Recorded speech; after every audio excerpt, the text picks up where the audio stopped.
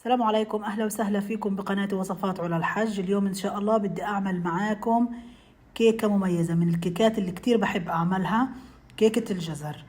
وصفة تحفة، كتير سهلة وكتير طيبة. إيش بدي أحكي لكم عن قوامها، عن ريحتها، عن طعمها، ولا أروع. خليكم معايا ونبدأ. بسم الله. بداية عندي 4 بيض، ضفت لهم معلقة صغيرة من الفانيلا، بدي أضربهم بالمضرب. بعد ما خفقت البيض الآن بدي أضيف 1.5 كوب من السكر وأرجع أضربهم مع بعض. هيك تمام. الآن بدي أضيف 3/4 كوب زيت نباتي وأرجع أضربهم. هيك خلطت السوائل مع بعض. نيجي الآن للنواشف.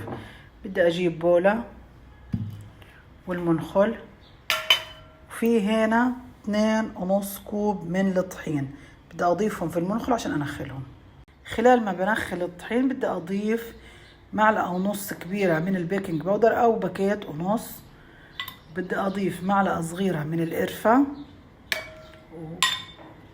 ونص معلقة صغيرة من البيكنج صودا، ومعهم كمان رشة من الملح. الآن بدي أضيف السوائل على النواشف شوية شوية، وأستخدم المضرب اليدوي الويسك وأخلط فيه.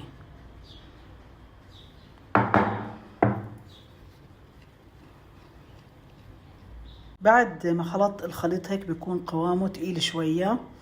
عندي هنا 2 كوب من الجزر المبشور بدي أضيفهم، وفي كمان شوية من عين الجمل، هذه إضافة اختياري. أخلطهم مع بعض. الآن أسهل أكتر بالخلط بالسباتيولا، بخلط شوية شوية هيك تمام. وعندي هنا القالب اللي حيدخل الفرن، أي قالب أنتوا بتفضلوه. أنا حبيت أعمل بالقالب المستطيل هذا. حنزل بس أرفع السباتيولا، أنزل خليط الكيك.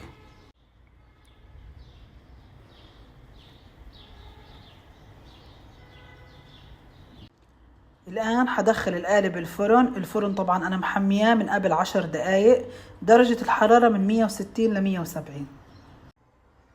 طلعت الكيكة من الفرن، أخذت بالضبط 35 دقيقة.